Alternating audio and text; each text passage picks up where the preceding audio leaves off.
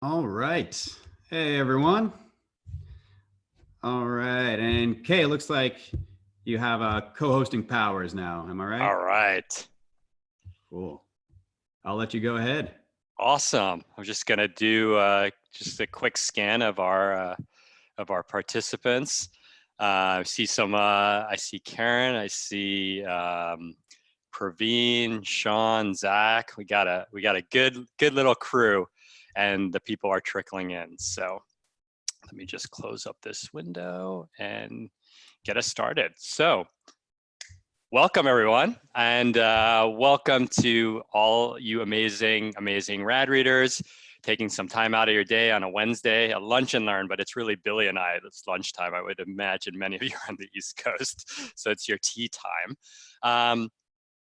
I just wanted to say I'm really excited. This is the first of hopefully a series of many events where I bring in experts, people who have really impacted my life and my business, and Billy is one of them. And so I have been working with Billy on developing my online courses. It's been magical. Some of you have known that have had some really phenomenal results in an area that I surprisingly was not well versed in. I was a good writer, a blogger, long form, but writing emails and writing copywriting and storytelling and brand narratives is something that did not come naturally to me at all. And so thankfully, I landed upon Billy through another mutual friend of ours all, Tiago Forte, and the rest is history. So you guys are in for a treat. I'm going to be just interviewing Billy. I'm going to stop talking, and then we're going to open it up to Q&A. I know he's got some great goodies for us that he's saving towards the end. And so with that background, Billy, I just love for you to share your quick bio for our audience here. Yeah, no problem. And thanks for having me. As you know, I'm a huge fan of you and Rad Reads, and I've seen your audience, and you got a really great crew. So yeah, thank you everyone for being here. I'm excited to share with you. Yeah, so the quick background on me is, as you guys know, I'm a business coach to online course creators like Kay. So I got started in this back in 2010 by selling my own courses in the home beer brewing niche of all things. So I had a real job, quote unquote real job, for a while, a 9 to 5, as a consultant in the clean energy industry. So doing a lot of work with wind power and solar power, biomass, things like that, and started this beer blog on the side because I wanted something to do in the evenings. And that eventually turned into this full-blown homebrewing website selling online courses. And so I was eventually able to leave my 9 to 5 job to do that full time. And then started working with other course creators, other online business owners, and helping them grow their businesses. So the interesting thing about that transition was I had a formal business background. I got my MBA. I did financial modeling for this company I was working for. So I knew the usual suspects from that world, like Peter Drucker, Boston Consulting Group, Blue Ocean Strategy, all that like MBA type stuff. The problem with that was it didn't translate too well over to selling beer brewing classes over the internet. So that's when I discovered this other world, this world of direct response marketing, and more specifically, direct response copywriting. So I started studying these old school marketers, these people like Gary Halbert, John Carlton, and much older ones too, like Claude Hopkins and David Ogilvy. And my mind was just blown because I didn't learn any of this stuff in business school. But this was the thing, this was the skill that allowed me to really grow that business, that homebrewing business, and then also help other companies as well. And so those formal skills definitely come in handy, but I tell you, they only really matter if you can make sales. And the best way that copywriting was described to me is that it's essentially salesmanship in print. So that's why I love copywriting. And I think email marketing we can get into why I'm so, optimistic about the future of email, even though it's been around for so long. There's some reasons why it's still like now a really good time to get into it if you haven't already. But I think email is one of the best places to deploy your copywriting. And so, as someone who can relate to a lot of your story, um, I really struggled to get out of that like MBA mindset of using logic, like hardcore logic and case studies. And my first course, my first two courses, I was just like bombarding people with kind of the HBS mindset of marketing, which I had kind of self-taught myself. And then the last one, I kind of like some of these tricks and strategies really started to like flip. And I don't know if it's the difference between like a left brain thinker and a right brain thinker, but what's the biggest mistake or myth that kind of the logical thinkers enter into the world of, you know, copywriting, persuasion, and marketing? Yeah, you know, and this was it's a great question because that was a really tough transition for me to make. Because think about it, I went from this world where I was writing technical reports for the federal government. You know, we were writing reports for Department of Energy, Homeland Security, not exactly direct response copywriting, right? Like very bland, you know, very logical, all facts, no emotion. To then at night having to write a sales letter for a course on how to taste beer better, right? Very different. So that was really tough for me to make the transition. But the biggest mistake really, I think, is people thinking, especially in more technical fields, and you know, if you're analytical, you probably are in a more technical field like that versus a more creative field, but thinking that your audience is different and thinking that your audience is somehow separate from the rest of the human race where everyone buys based on emotion and justifies with logic, which is true. So you really have to accept that, you know, they're just human beings at the end of the day. Even if they are computer programmers, we've sold a lot of courses in that world by using emotion first marketing. And I realize that even that word is kind of loaded. Like, what does that mean? Like, are you trying to make your prospects cry when they're reading your emails? No. And I have 3 strategies that I'm going to present to you guys, and we'll talk about how you put emotion into your copywriting. But that really is the key. You really have to sell the heart first and then the mind. Mm-hmm. Mm-hmm. And I would say, as someone selling a Notion course, I definitely fell into that trap. I'm like, I mean, all of you on the line, you're right. You're logical thinkers. You're not going to resonate with this story or this feeling. And it was a real shift for me to really think about, like, what is the pain point that people who might consider, you know, a Notion course or even rad reads more generally, what is that entryway into the conversation? And so I'd love to hear, like, if someone's kind of entering this world for the first time and they're like, okay, emotions and emotion first and storytelling, what's either a framework or a small step that they can take to really kind of start implementing these strategies tomorrow? Yeah. Well, should I get into? I got 3 big ones to share. Do you want me to? I can answer that as I go through them, or do you want me to give you one right out of the gate here? No, let's go through. I would say, I think the way I approach these challenges is with frameworks, but for me as a solopreneur who's had to go from copywriting to online course creation to design to WordPress, I'm always looking for the 80-20. Like, what's the 20% that makes me dangerous and that gets me 80% of the output? And then I'm like, not that I move on, but I just get that. And I leave that remaining 20% to 100 for someone else to get. And so I would love to hear, like, what are the 80-20s for you? Yeah, totally. And these 3 things really are those big leverage points. And that's a key thing to keep in mind. Like, you don't need to go from 80 to 100. Yeah. Most people you're going to be competing with don't know any of this. Mm-hmm. So that's one of the good things, is that if you just implement a few of these things, like these principles I'm about to share, all you have to do is beat your competitor, right? Like, all you have to do is get your email opened over the other guy. So it doesn't mean you need to be the best in the world. And this first one, to answer your question, Kay, is going to be a great one to start with. So what is one thing that you can do to start making gains in this area? It's going to be this first one. And so I call this the welcomed guest strategy.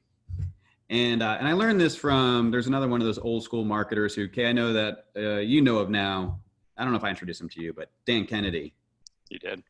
Yeah. Okay. Yeah. He's great. And I'll just say in general, look, there's a whole, like I said, I don't come from this traditional direct response world, but in my opinion, not enough people study that world because these people really know how to do sales and marketing. Mm-hmm. Like it's just really underappreciated. And I think one of the reasons why people sort of disregard it is because it also gets a bad rap.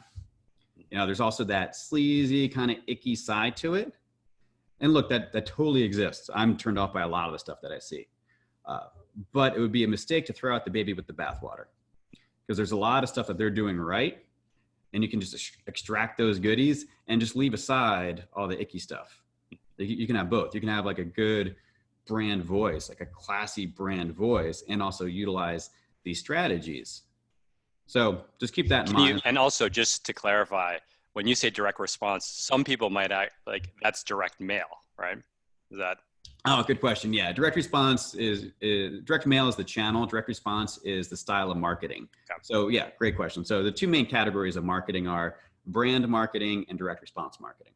So brand marketing, it's Coca-Cola, it's Apple, it's big companies, publicly traded companies, right? And they're more going for like recollection so that when you think of, so when you're thirsty, you think of Coke, right? Best way to sum this up is that there's no direct call to action. They're just going to show you an image of polar bears drinking Coke, but it's not going to have usually a coupon on the billboard or anything like that.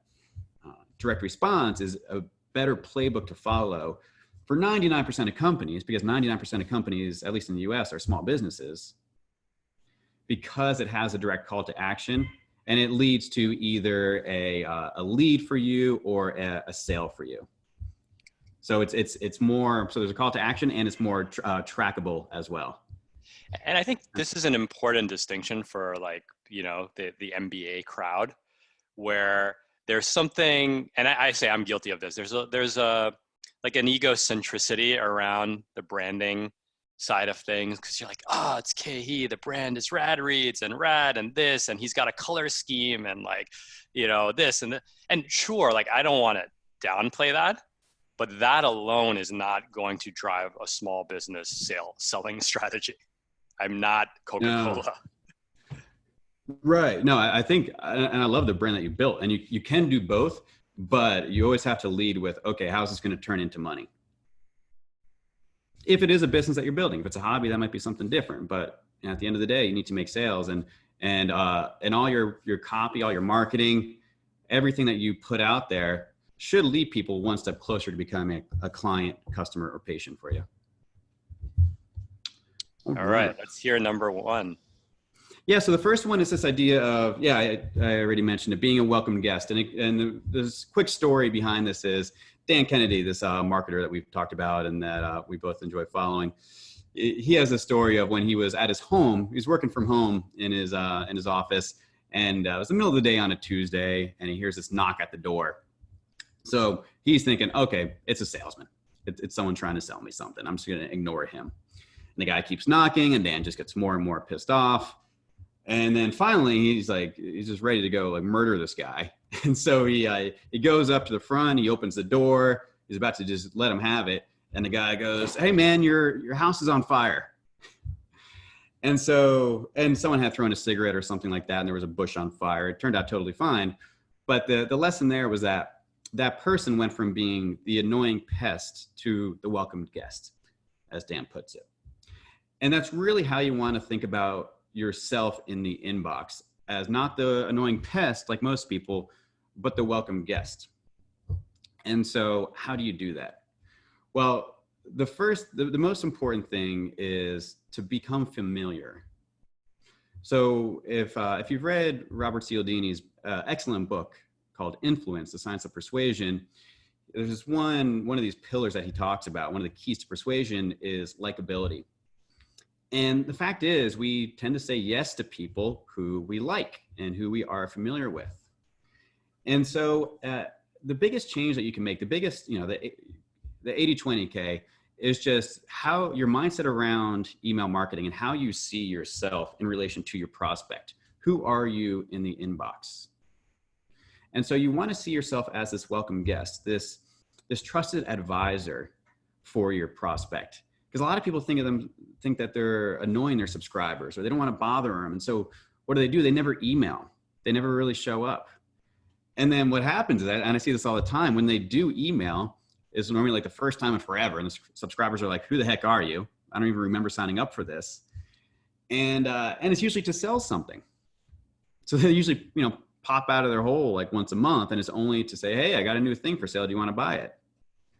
And so I call that being a groundhog. Don't be a groundhog when it comes to email marketing. Don't just pop out of your hole every now and then. Because what happens is it becomes a self-fulfilling prophecy where you're worried about annoying your subscribers. And so you don't email, but then when you do, it's only every once in a while to sell something, and it winds up bugging people and you get unsubscribes. So the best thing you can do to build a loyal list and to not annoy people, it sounds counterintuitive, but is to show up frequently in their inbox. And the reason is the more you show up, the more familiar people become with you, right? It takes repetitions. We all have like that relative that we never see, right? Like that uncle that we see like once a year, and he's more like a stranger to us because we just never encounter that person. On the other hand, you might have a pet, it's not even a person, but a pet who you're around all the time, and you have much stronger emotions with that pet. We might not like to admit that, because it's, our uncle, relative versus a pet, but I'm sure everyone can agree with that. Everyone knows what I'm talking about there, right? And along that point, and so you and I, you came up with the term, but we share the moniker of the fast tortoise, right? Yeah. Which is kind of the slow compounders who just like show up every day, every week, do the work. 253 consecutive weeks of rad reads for me, like that. That's familiarity. But I don't ask that question. What I know people will push back on is they'll say, well, it takes me a really long time to write, and it takes me half a day to write an email. So, and I'm a perfectionist, so I keep putting it off. That would be one pushback to this kind of show up regularly. Mm. And then the second pushback would be that I need, I have such a small audience. So it's like a double-edged sword. Am I gonna spend 6 hours to write for 4 people, or right. 8 people? Gotcha. What do you say to those? I'm going to get into the first one about the time in the next strategy. Cool. To answer your question about, and the second one was small audience. About a small audience. Yeah. Well, always be working on growing your audience. But a few reasons to email even when you have a small audience. For one, you build the habit of it. I mean, I send, I send 5 emails a week. I email every single day. And one of the reasons I decided to do that was the fast tortoise strategy. It wasn't so much like to nurture my list and everything. Yeah, that's important. But it was more about me getting over this hump of writing and not wanting writing to be a painful thing that I do anymore. Like wanting to develop the habit of it. So it's been worth it for just that alone. Just becoming that kind of person who emails 5 days a week. Yeah, it's had a huge impact on my life. So that's one reason to do it. Another one is it really all starts with writing. So even if you want to do a YouTube video, typically you're going to type out or write out an outline first, right? So this is another reason why I just love email, is because it's the first point of contact for anything that I want to create. If I'm going to do a webinar or a YouTube video or a public speaking gig, anything like that, it's going to start as an email, maybe a series of emails. So it's a great way to get your thoughts down and to start working out longer form content while at the same time nurturing your list, which is always a good thing, right? I would add, finish up. Yeah, and then I'll just say you can repurpose it too. So I have totally sent the same emails twice. I'll wait, maybe a few months. I might tweak the subject line. I might change the email a little bit, but you can totally reuse these emails that you're sending. I would add too, and I learned this from the workshop that I'm in with you. It's been incredible, and I could talk more about that. But I will share that it was the first time that I ever paid for business training. I tend to be, the fast tortoise tends to, watch every single YouTube video on a topic, read every single book on copywriting. And I got a little bit of sticker shock when I saw the price. I was like, whoa. But what it did was it accelerated, not only did it accelerate, what I could have done on my own in a year's worth of reading every copywriting book, but then I had the repetitive feedback of it. So it's been, I will say, and I'll say this very emphatically, like the financial ROI has been tremendous for me, and it's only going to continue. The second thing I would say about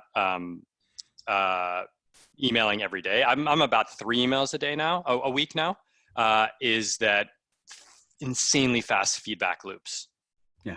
You'll see people will write back and we'll do something in our workshop in the morning. I'll write something in the evening, like right away. And that idea starts spinning. And like you said, it develops. I think it shows our difference in expertise. You use the same email twice. I've used the same email like 7 times over the past 5 years. Each time it's getting like incrementally better with maybe like a slightly different angle.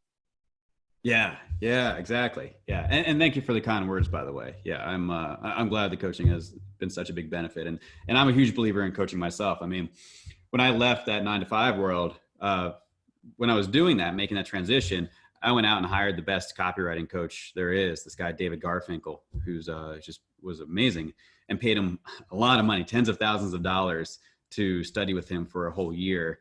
And best money I've ever spent. I mean, it was a total shortcut. I mean, we rebuilt all my marketing, and then that's what allowed me to jump ship and become a solopreneur. So yeah, totally believe in the power of coaching and learning from people who have been there before. And back to this idea of the welcome guest, I'll just leave you guys with this. So I know that there are a lot of objections to emailing and emailing often, and I'll talk about next about how you can save some time doing that. But the main thing to know is that most email marketers, most people who send email, most companies are really, really bad at it. All right. Now, if you look at YouTube, for example, there's a lot of really good YouTubers out there. I look at the channels now compared to when I started in 2009, the stuff I was uploading. Oh my God, I couldn't compete with them. Like, they're just so well produced, well polished. So much time goes into that. Facebook and Instagram too. Email is still largely an underutilized marketing channel. And the good thing is, if you just put a few of these things into practice, the reason why you might object to sending out a lot of emails because you don't want to be seen as that person in the inbox. That's the reason you're going to succeed. Because look, look at all the stats. I won't read them here. You can Google them. People are reading emails, opening emails more than ever before. Like, they're still in their inbox. Okay, so we know that. So if you can show up and be that person that stands out, which is not that hard to do, is what I'm trying to convey, then you can really reap a lot of rewards from this. So when looking at all the marketing channels out there, I think email, I believe strongly in making email, in most cases, your number one channel. And the reason is for that one I just stated, it's easier to stand out. But the other big one is it's less risky. I got a message recently from someone who had their entire YouTube account shut down for no reason. I have a friend from high school who's an influencer in the yoga world, and she messaged me and said that her Instagram account got shadow banned. Okay, there's a guy in your group, whose YouTube views got cut in half, like overnight for no reason. So these are social media platforms owned by companies, whereas email is not owned by anyone. You have that CSV file, right, in your briefcase, right? It's your most valuable asset, your email list. And you can take that wherever you go, and no one can take that from you. So that's my argument for making email the number one channel. Any comments or questions about that, Kay, or should I go on to the next strategy here? Let's go on to the next one. And then after we wrap the strategies, we'll open it up for some Q&A. Sounds good. Okay, so this next one I call stories by default. So one of the big lessons that I had to learn was that stories sell. They really do. And I think we pay I think people know that intellectually, but then they don't act on it. I think we pay a lot of lip service to stories. Like, oh yeah, storytelling. Yeah, it's good stuff. but when we talk about it, we tend to say, oh yeah, or like someone giving advice on storytelling for marketing will say, yeah, write an email or write some marketing copy and then sprinkle in a story or two, right? Like it's this pixie dust that we add and then throw in a story. And I was like, well, they work so darn well. Why don't we just do stories by default and only not use stories when we have a compelling reason not to use them? And, there's a lot of, I've really geeked out on this, especially as of late, like the past year or so, about why stories work so well. And one of the reasons is, we're just hardwired for them. When we were sitting around, fires out in the wilderness and back in caveman days, that's how we communicated. That's how it's part of evolution. That's how we passed on knowledge. That's how we taught the children, hey, don't go that way because there's a big cliff there right past those trees. You're going to fall and hurt yourself. Right. So we are hardwired for stories. My copywriting coach, he told me there are 2 books you really need to study, or 2 publications. He goes, all right, so first one is the best-selling book of all time, and that is the Bible. The Bible has sold about 5 billion copies, they estimate. 5 billion copies, right? Whereas I looked this up, Harry Potter, the whole series, all the books, has sold, I believe it's 500 million, 500 million copies, all the books, right? Bible, 5 billion, it's a ton. So I was like, well, you can learn something from that. Because if you read the Bible, first you have to ask, okay, well, as a marketer, think what you will about it. Okay. I'm not taking a stance I'm not going to get religious on this talk. Don't worry. But as a marketer and as a business person, you kind of have to ask yourself, what's going on there?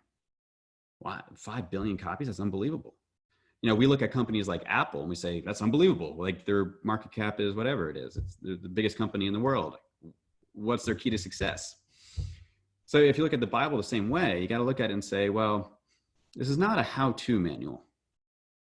This is not step-by-step, here's what to do. It's told in stories. It's told in parables.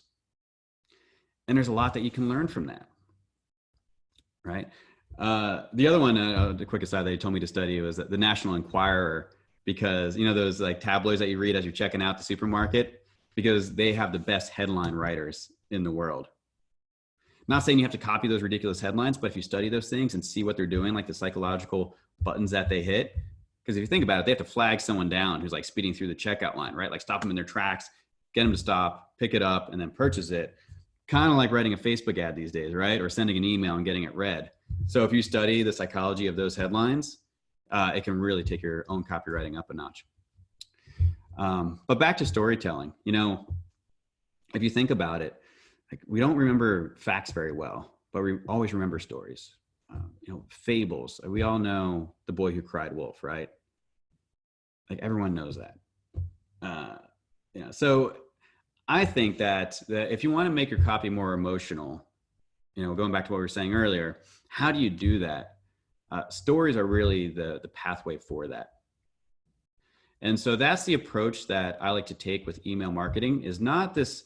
And this is where you can save yourself a lot of time, because the wrong way to do it, or maybe not the wrong way, but what you should do less of is the how-to, the hard facts, the teaching, the tutorials, the dense blog posts that you either link to or you condense into an email. Flip that around. And what you've heard me say a million times, Kay, is don't so much be the teacher, be more like the guidance counselor. What you want to do is give people ahas. What you want to do is change how they think about things. What you want to do is teach people lessons.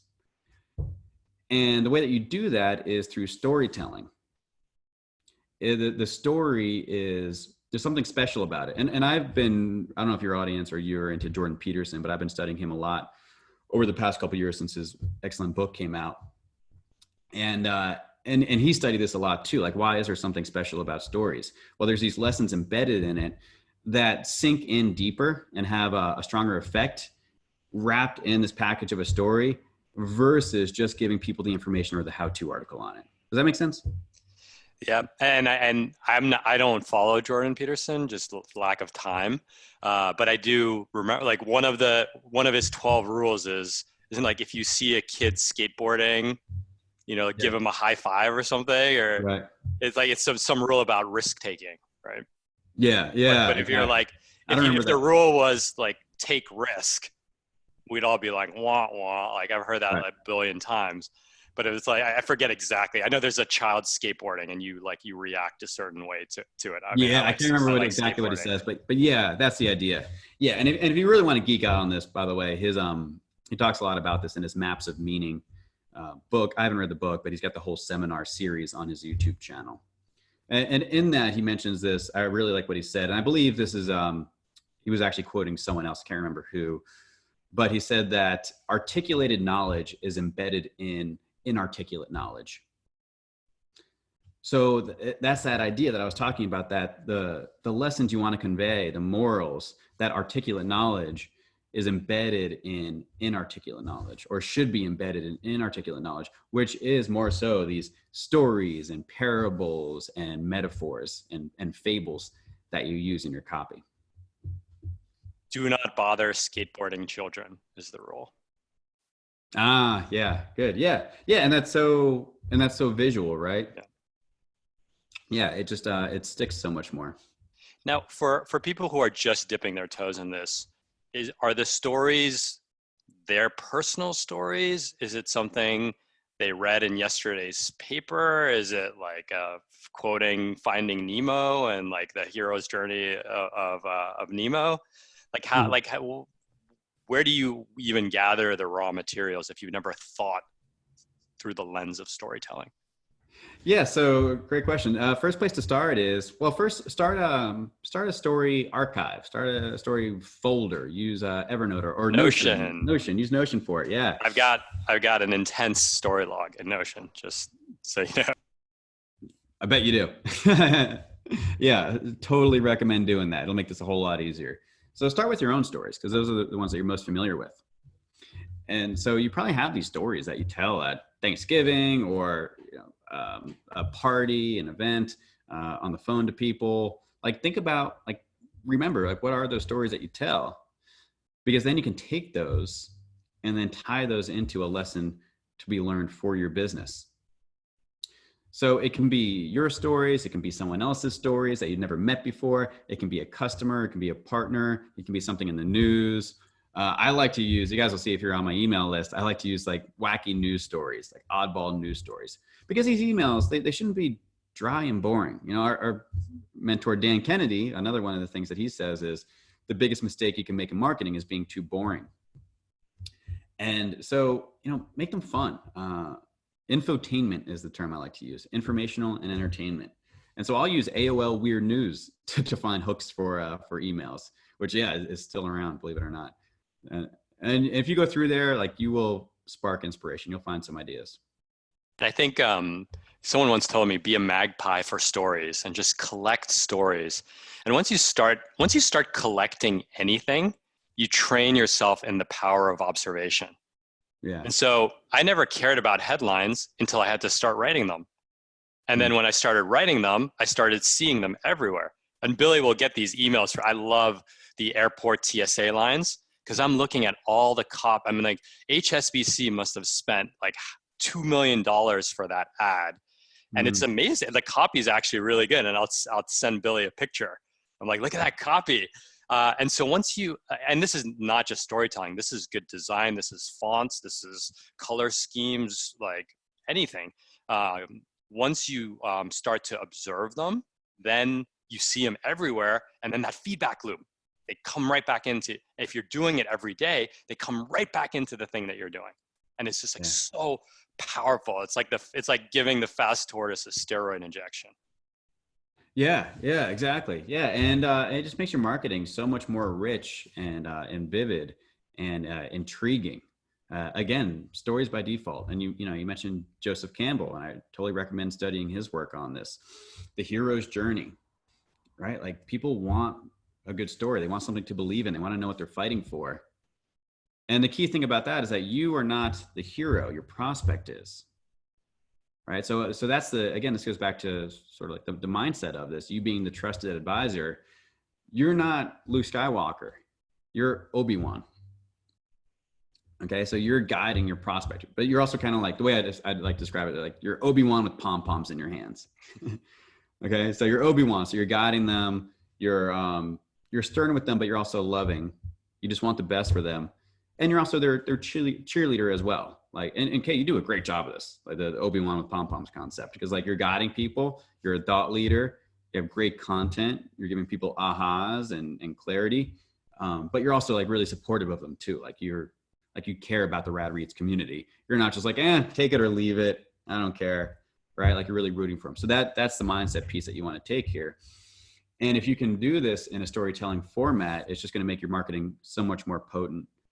And you can, I live, I'm in LA right now. And so I see this in Hollywood, in these Disney movies and Pixar movies, like those guys know what works, right? So follow their lead. Cool. All right. Third trick. Yeah. So the third one is you want to use words that sell. So this is where studying copywriting and word choice is so important. And there's just a lot of like really bland, sort of boring, lifeless copy out there. And so if you go back to this idea of direct response, remember the big difference is that it's got a call to action at the end. And, as compared to brand marketing, which might just be like a Coca-Cola commercial, and they're not telling you to do anything. They just want you to have good feelings related to those images. So there's a call to action at the end, and it's measurable. So the key word is action, call to action, right? So you want to, again, it's a mindset shift. You want to think about your copy as always leading somewhere. So start with the end in mind. Like what is your call to action? What is your CTA? And that might be to buy something. That might be to buy a product. It might be to get a lead for something, just getting someone to raise their hand.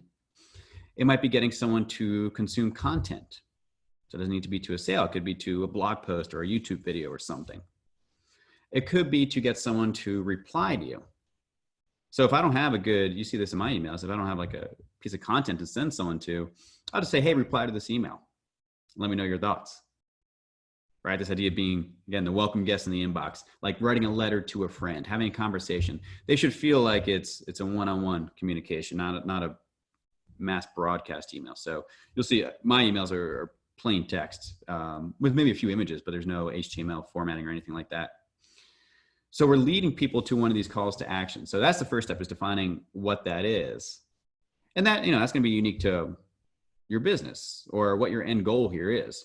And if you haven't thought about that before, that's the first step before implementing anything that I've been talking about here is, what is your end goal with this? Is it to make money? Is it to get speaking opportunities? Is it to eventually publish a book? Because that's going to dictate your strategy. So once you know that, then you want to have your copy be oriented towards action. There should be movement throughout your copy. And so I'll give you guys some really good tips on how you can do this. So one is to do an audit of your copy right now and see if it's me focused or you focused. So a lot of copy out there, and this is very easy to see. You can just Control F and type in we, or type in me, or type in I, and see all those things light up. And ideally, when you type in we, and you'll see this on, especially in company pages, oh my gosh, go to like a corporation's about page.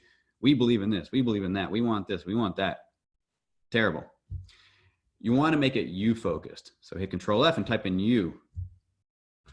So no one really cares about you, being you, the business owner of the company. They care about themselves. Okay, so this is the most powerful word in copywriting, the word you, Y-O-U. And don't take it too literally. Like, yes, use the word you, but in general, all the copy should be focused on them, on the prospect. Answer that question for them. What's in it for me?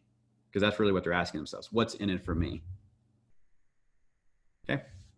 So that's the first one. Any comments or questions about that, Kay? Have you seen that pretty often now that we've talked more about this, like the difference between me-focused copy and you-focused copy?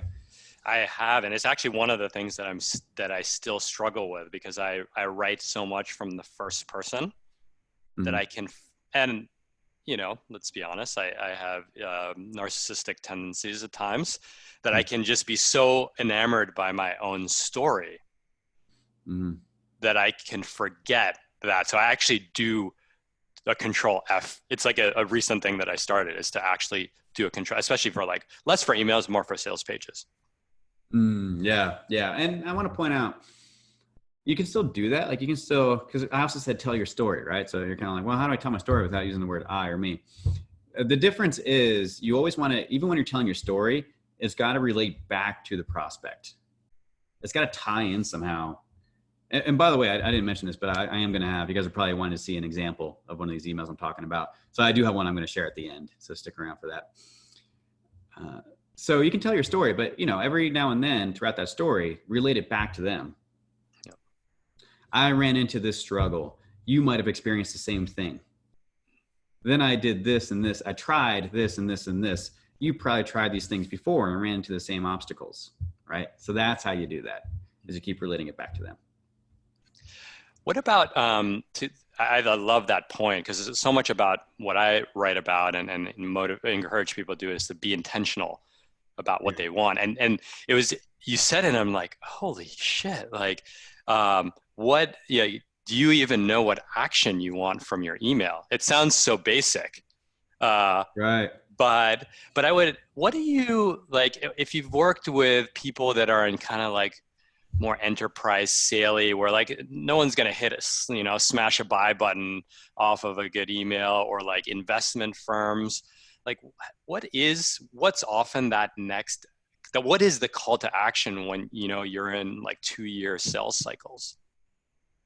Gotcha. Yeah, that's a good question too. Yeah. So again, begin with the end in mind. What is that final transaction? So if it's something, if you're selling, I don't know, like a big piece of equipment that's not a frequent purchase, would that be a? Yeah, that's a great example. Yeah, gotcha. Yeah, well, that's actually a really good question. So what you don't want to do, so in that case, you want to think about your market. Let me give an example of, let me use real estate. Imagine you're a real estate agent in a small, let's say it's where I grew up. I grew up in Williamsburg, Virginia, small town, Virginia. People aren't buying homes too often, right? It's an infrequent purchase, long sales cycle. So what you want to do then, if you're, and all real estate agents could really benefit from this. This is the way to crush it. You become that trusted advisor for that community. So you're not just talking about buying homes. You're talking about the town. You're talking about Williamsburg and the events going on, some of the cool things to see, some of the interesting people, maybe the history, maybe the new ice cream shop that opened and how everyone's raving about it, right? So you're attracting, and who's going to be following that? And of course, tailor it to, you don't have to tailor it too much, but don't tailor it towards like 12-year-olds who can't buy a home, right? So people of home buying age talk about local topics that they're interested in. And then you don't even really have to promote your product. You can drop a link every now and then, but if you're that welcome guest showing up, they're not going to think about you, as a real estate agent primarily. You're just like this local expert who they love following and love getting emails from. And they're going to know. And then when it's time for them to buy a home, who are they going to go to? They're going to go to that person who is showing up week in and week out. So I would take that same approach for any area like that. One thing too that I learned from our workshop is any opportunity for engagement is a piece of customer research. So let's take that real estate example where, you do like the Williamsburg, 4th of July party, and someone's like, oh, cool. Like, I didn't know that was happening. Thanks.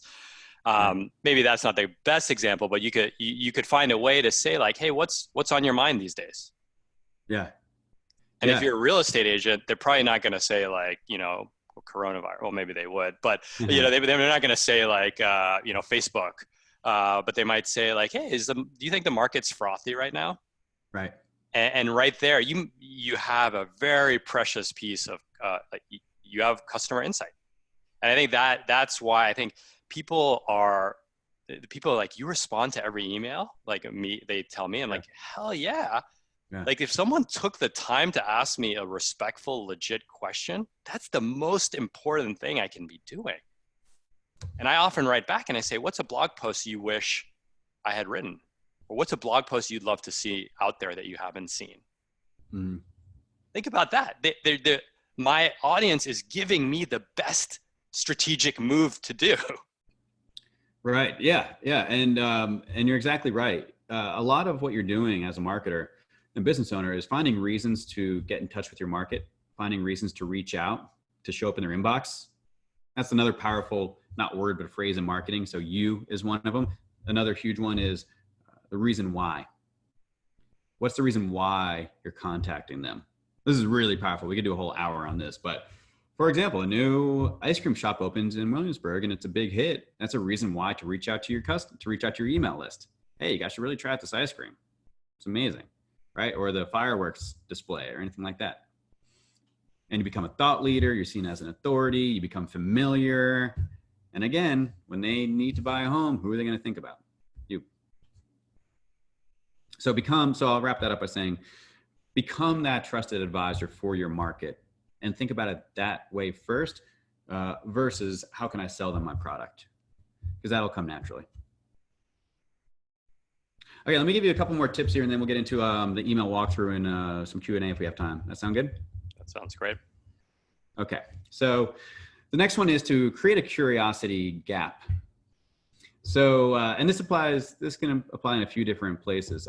Subject line being probably the most obvious one and arguably the most important one because you do have to get the email opened before it's read. Although I will say about subject lines, they're not that they're overrated. Yeah, they're overrated. If you follow my strategy, they're overrated because what people actually open these emails for is not so much the subject line, but the from line. And I don't mean like come up with a crazy name for yourself that, gets people to open it. I mean, become that welcome guest who shows up consistently. And all they need to do is see your name and know it's going to be a good email. You can have the worst subject line in the world, but if they know that you deliver good stuff, they're going to open the email. So if you're following the strategy, you don't need to have the best subject line in the world. But it's still a good idea to use best practices. And one way to do that is to create a curiosity gap. So there's something, you tell them something, there's a little bit of information that teases at another bit of information that they then have to take an action to uncover. So ways, and you see this all the time in headline writing, and a subject line is just a headline. So using numbers is a good way to do this. So 3 tips for XYZ. So that created a curiosity gap. There are 3 tips. It's implied that if you open this email, there are 3 tips. The words this and these, this strategy, these strategies, right? Again, it implies that there's something to come. And ideally, it should contain a benefit too. So for you, it might be implement these 3, notice the 2 words, these 3 Notion strategies and then benefit to boost your productivity by 10%, 100%, right?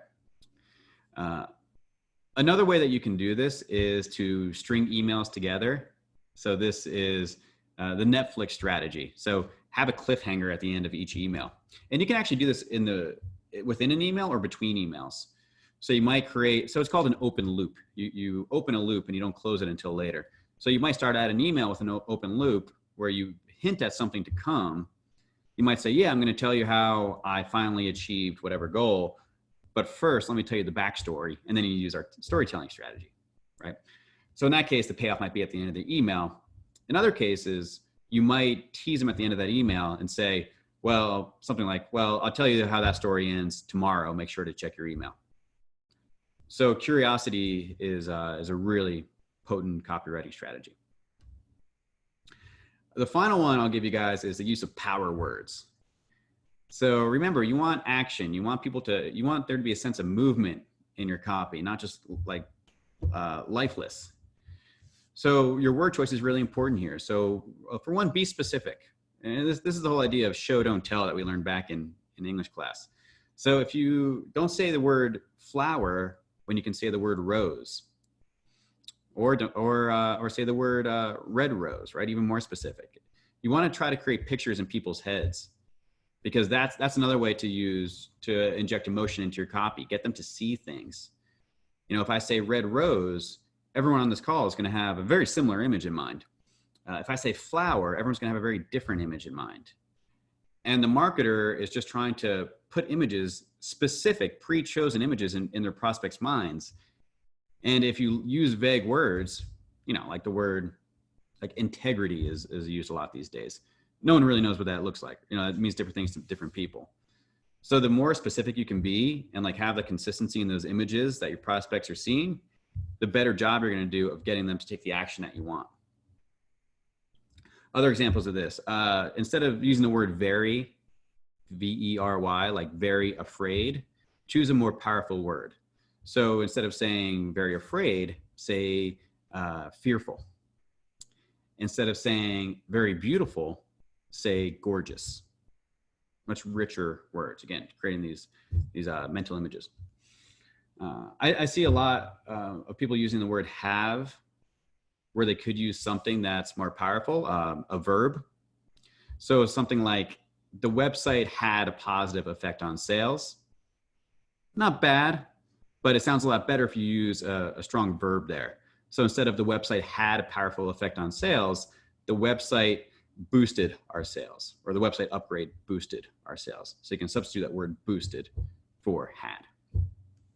Do you use any power words, or is that something that's on your radar, Kay, when you're writing copy? I think a big shift was using more specificity. Yeah. And so instead of saying, like this productivity tool, I would say Todoist. Right. Because there, it's a little bit different. Like it's more like it builds the relatability. And even if you don't use Todoist, if you're in my audience, you know what it is. And so not only does it make it more vivid, right? Like productivity tools like like, doesn't grip you, but then it also creates, which probably like a more advanced strategy is kind of like in-group, out-group. You're like, oh, like I'm in the know because I know what Todoist is. And again, it's not meant to be exclusionary, but it's meant to really, I think you've called it like world building, where it's like we're in this like giant kind of world together. We're similar, we're relatable, we're friendly, we have similar problems and aspirations. And the more that you can, do that, and again, all this is genuine. I think like I'll come back to that. The more you can do that, the more you feel this like sense of community.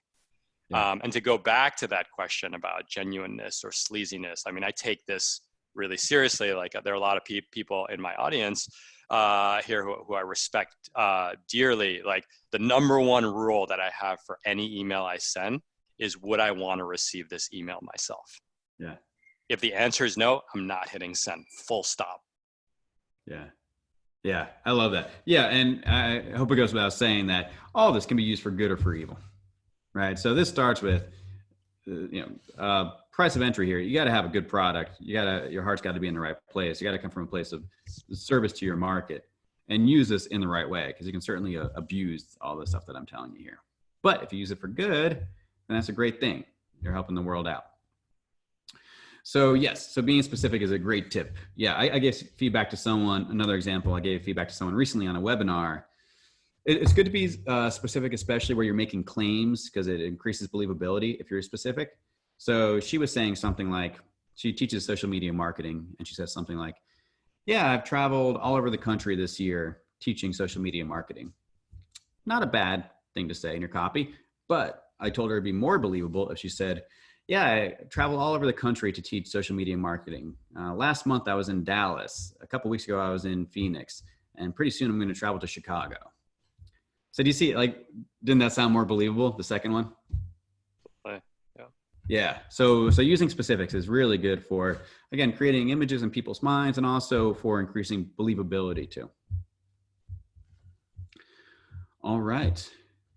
And that is all I got. So we can go into the email breakdown, or we can answer some questions now. What do you think? I want to be respectful of your time. So if you have a hard stop at 1, then let's do questions. I can go 15 minutes over. Okay. So then you think the email will be like 5 minutes? Yeah. Okay. Let's do the email, and then we'll do 15 minutes of Q&A. Okay. Sounds good.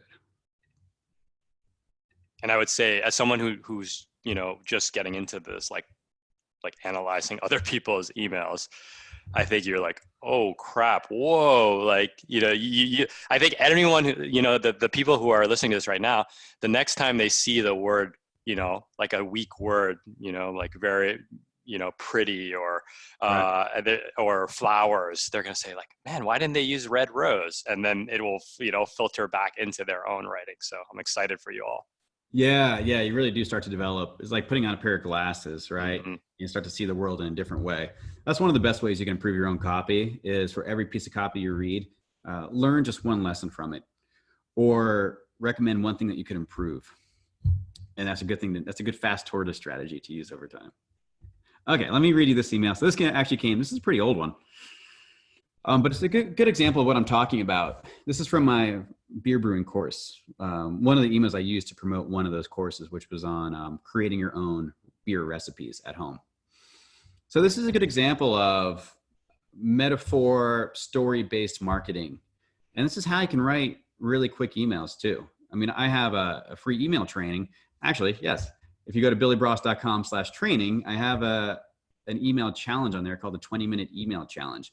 And the idea behind the 20-minute email challenge is that if you take this approach and you're just sending a letter to a friend, which is the right way to look at it, it shouldn't take you really more than 20 minutes. Now, look, you got to practice a little bit and get it down to that. But this is what I mean. It doesn't need to be a huge how-to post. It could just be a story you tell or a little metaphor like I'm about to show you guys. So keep that in mind. Okay, so I take a metaphor-based approach to this one to give them this aha, and then I channel that into my offer. I relate it back to my offer. So subject line, what your tailor can teach you about brewing. Again, notice the curiosity gap that's established here. It implies that there's something coming and it's got implied benefit because it can teach you something about your brewing. How's it going, brew buddy? All good here. Softball season starts up tonight, so I'm in a good mood. So notice just a little bit of like a character token there. It's a little bit of something about myself, just a tiny bit to help develop that familiarity, that liking that we see from Cialdini, or we learn from him. Okay, on to beer business. Let's keep going with this discussion about creating recipes. Specifically, we've chatted about the huge opportunity out there to create a beer recipe that is unique, something no one has created before, even if it's just a subtle twist to an everyday beer style. Actually, I think that's a big misconception in the homebrew community, that by original, we mean something completely novel. You could go that route, of course. You could go all Dogfish Head and brew a beer from the tailbone of a velociraptor or something. But original doesn't necessarily mean something from outer space. The way I think of original is more like getting a suit jacket tailored. Keep in mind, my audience for this, it's like 99% men, so I use something that's applicable to, or familiar to them. The jacket is already crafted. The patterns, the buttons, the seams, it's most of the way there. But the sleeves are a little too long and the sides are a bit boxy. Plus, the jacket hangs a little bit too far past your ass, sorry guys, which the beer has not been too kind to, LOL. Again, know your audience. And by the way, notice the specifics here. Notice the specific verbs and nouns. The jacket hangs a little bit too far, right? The sleeves are a little bit long. So that was very intentional. So you take the jacket to your trusty tailor. He gives it a little cut, a little sew, and presto, the jacket fits you like a glove. It's customized to you. Even though only 5% of the jacket was changed, it made all the difference. You now look like a GQ model instead of a teenager in dad's clothes. And then I pop in a picture here, but notice that it's largely a plain text email. Looking snazzy, my friend. So what I mean by original is that you mold the recipe to your liking. I think that's actually a typo, period. The suit is tailored to your body contours. The recipe is tailored to your taste buds. Makes sense, right? And it also takes some of the pressure off you to create something from scratch. Don't get me wrong, it's fun to create recipes like this. So now I'm like relating this back to these, like, because their belief is that creating your own recipe needs to, like, it's something crazy and it's very overwhelming. I'm saying it can just be something like a subtle shift in an existing style, an existing recipe. But these are risky and tougher to pull off, especially if you're a newer brewer. And truth be told, I actually prefer normal beer styles with my own twist over something like an eggplant lager. Barf. When it all comes down to is control. That is, how do you shape the beer flavor like a tailor shapes a jacket to your upper body? And so notice the relation to my market there, using that metaphor, right? That gives them this aha. Notice I didn't give any like how-to type content here. We're going to talk about this topic more over the next couple of weeks, and then we're going to go into the specific techniques in our new recipe creation course, Call It Your Own. Make sure to get on the VIP list for the launch of that course. It'll be here before you know it. Talk again soon, Billy. So notice I had a pitch in here, but this is very different than, a subtle pitch. I'm kind of just giving them a teaser, but this could totally be a link right to a sales page.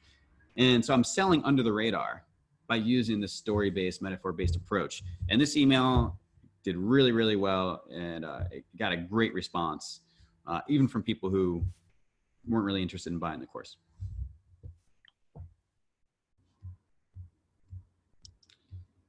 All right. I love it. I love first of all, it's like someone who knows nothing about homebrewing and who doesn't even drink beer. I'm still like really into the email, just because it's like, oh, like what's going to happen next? What's going to happen next? And I don't know if you did it intentionally, but like there's a message in there that speaks to me like so precisely, which is you can have a huge impact by just making a 5% tweak, right? We've been talking about the 80-20. And so I'm sure it was somewhat by design, but I'm like, oh, that's an aspirational thing that most people have, right? Show me how I can make a big change with a little amount of acts of effort, right? And so there probably was some design in planting that. Absolutely. Yeah. Because if someone thinks that, and we always go over this idea of beliefs, right? Not enough time to get into that, but if they believe that it's really, really difficult to create your own recipe and it's going to be this huge Herculean effort and they got to start from scratch, they're less likely to buy my course. And it's just not true. So that's why I use this metaphor, and this visual does a really good job of that, of just like making some small tweaks to fit this guy's suit to his body. It really helps convey that idea of, okay, well, I just need to make I can take an existing IPA and just make a few tweaks and shape it to my palate, but I don't need to recreate that thing from scratch. So so you notice how that's the articulate knowledge, going back to what Jordan Peterson said earlier, the articulate knowledge, the lesson is you don't need to start from scratch. You can just shape something existing to your palate. The inarticulate knowledge, the way that I conveyed that rather than coming right out and saying it, because I could have, but it was more powerful to put it into this story format right here. We actually got a question. Does that make a good segue to our Q&A? Let's do it. Yeah. All right. So Alex asked, can you tell us a bit more about your CTA in the email and how that works and how that was designed? Yeah. So let me see. So this was actually, my bad. This should be highlighted. So this was the CTA. So I had so I was leading up to the launch. So a big mistake people make, by the way, with online courses is just announcing their course, coming right out and saying, hey, it's ready. You really want to have a lead up to it, build up anticipation for it. So that's what I was doing here. And I had a VIP list for them to get on, and they would get a special deal when it opened. So that was the CTA. Now, keep in mind, like the cool thing about using this technique I'm showing you is that you can swap out different CTAs. Like once you give someone that lesson, it creates desire, because now they're like, oh man, like I'm interested in this. And you can channel that desire wherever you want. So you could channel it onto a blog post. You could channel it onto a wait list for a product. You could channel it right to a sales page. Now there is some nuance there, about what you use in your messaging and when, but that's the general idea, is that if you follow this approach, you can use a lot of different CTAs. That answer your question, Alex? All right. Cool. Yes. Great. Yeah, any more? Still got a little bit of time here, gang. Yeah, let me know if you found this helpful, and also type in the most important thing that you learned, your biggest aha or takeaway from this. I think that'd be really cool to see.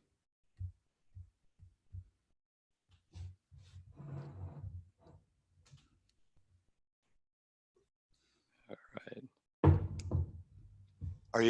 Are you also able to talk more about handling beliefs? Yeah, that's a good one. Yeah, Kay knows I'm big on that. Yeah, and again, that's a really long discussion, so maybe I'll come back and talk more about that. But the thing you want to ask is, what do my customers need to believe in order to buy? Right? So who is your perfect customer? So this all starts with defining your customer avatar, that exercise that you go through in every marketing course, every marketing book, but no one ever really does or doesn't do a thorough job of. Because if you don't get that right, like if I didn't know that this was a belief that they had, because that was a belief that they had, was that they thought that a new recipe was like something crazy like this. It had to be really wacky, and that scares a lot of people, a lot of home brewers. they want to create their desire. And this came from my research, from talking to them on the phone. That's how I figured out that what they really wanted wasn't so much to create a great tasting beer recipe. What they really wanted was to create, yes, a great tasting beer recipe, but more importantly, a recipe that they can call their own. Something unique to them, that when they hand it to their friend and the friend asks, oh man, they taste it and they say, this is unbelievable. Where'd you get the recipe? They don't want to say, I got it from this guy, Billy, on the internet. They'd rather say, I created it on my own. Okay, so I knew that was the belief, or that was the desire that they wanted through interviewing them. And then I had to identify the beliefs around that would hold them back from buying a course on how to design their own recipes. One of them being, they think that it's overwhelming and they have to create it from scratch, right? So that was the step. So I identified what those, and you can think about them as objections. They're a little bit more sophisticated than objections. You could call them false beliefs. But that's what I started with. And then I figured out the hook, the story, to wrap that in. And so I think I went to a tailor or something like that. And that's what gave me that, like what you were saying, Kay, always have your antennas up. I think I got a suit tailored. This was years ago. And I was like, that's kind of like, which is a key phrase, kind of like creating a recipe. This tailor just sort of shaped it to my body, just like you can shape an IPA to what you like. Maybe you like it a little bit more floral or more tropical. So. Oh, thank you, Karen. I especially appreciate how likable you were in your email. Big personality, entertaining, the opposite of a lowest common denominator that plays it safe, capturing a huge market share. Yeah, thank you so much. And good insight. Yeah, personality, entertainment. And look, this does not come naturally to me. Remember, I was writing technical reports for the Department of Energy. Not exactly like this email, right? I think I would have gotten fired if I wrote this. So this is totally something that's learnable. And the good news is you are more hardwired for this type of writing than you are that other type of boring writing. Because if you can tell a story, you can write one of these emails. And if you're struggling to write these emails, here's what I recommend you do. You tell a story, you actually speak the story, record yourself, and then go back and turn it into an email. It's a great way to do it. And Karen added she's inspired to take risks. And by the way, a lot of this we've been focusing on email and writing, but this applies to PowerPoint presentations. This applies to sales pitches. This applies to phone calls. You can expand this quite, again, I think you really do start to see it everywhere.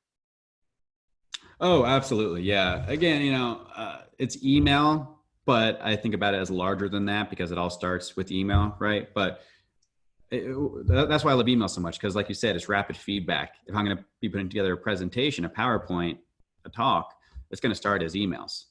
So these lessons that you're learning will really boost your response to public speaking or webinars or whatever you're creating. And Karen, yeah, I love what you said. I'm inspired to take risks. Yeah, definitely do that 20-minute email challenge, because that's what it's all about. It's just sending one of these types of emails that I showed you to your list, and I walk you through how to build that email. And I just love it, because the feedback we get from it is people saying, oh my God, look at all these responses that I got. They send screenshots of their inbox. Your subscribers will love it. I understand it's a little bit outside your comfort zone, but what's the worst that could happen, right? They unsubscribe.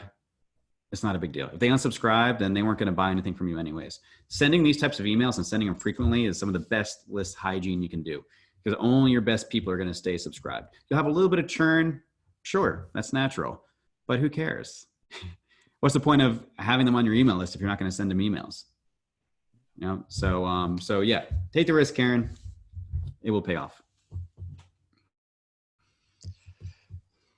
Any other questions for Billy? I know you got them, because you're always asking them to me in our Slack channels. Let's see who's out there. I have, if there's no other question, I got one last one to wind us down. If you, and this is a selfish question, if you, let's say you start to feel comfortable in these tact strategies and the style in email, where do you go next? What is there like a natural next place to apply these things? Well, sure. Yeah. I mean, like we were saying, if you want to do public speaking or create longer form content, you can use this anywhere. Is that kind of what you were referring to? Yeah, or I was actually referring more to like like actual vehicles. So like making videos or you know, like more from like an audience development perspective. Well, okay, gotcha. Yeah, so I have one client who learned this, and he's in the Photoshop world. And now what he does is he never had a very strong email game before, but we got him on the right track and sending out these types of emails, and he really took to them. And now he turns his emails into podcast episodes, because they're story. Yeah, I'm glad you brought this up. Because they're story based, as you can imagine, the original stories weren't being written down; they were being told, right, verbally. Audio. So these emails, if you take the storytelling approach, they translate really well into audio, into podcasts specifically, because it's cool to hear someone tell this story, right? It's like you're sitting around the campfire with them. That's cool. And I have said, so one thing I have done, because I write more emails, I have been thinking every email, use it at least 3 times, and not three emails. So like I write an email, which is almost like, it sounds crazy, but it's almost like my first draft. Yeah. And then if based on the response, I'll probably usually turn it into a tweet storm, because like there's good little snippets, sound bites, little data points, a visual. And then I'll either I'm playing a little bit with YouTube. It's quite a high jump, but then I might just make it a Loom video, which like lower production quality, and then see if there's a response there. Post it on Twitter, post it and like even share it in my newsletter, and then maybe turn it into a YouTube video or like a SEO worthy blog post, which that's like the heavy artillery. Right. But it all started with a draft of an email that I sent to a couple thousand people just based on their response.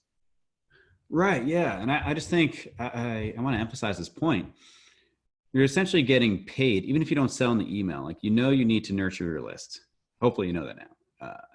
At least weekly. If you're not emailing weekly, you're not really serious about it. It's got to be at least weekly.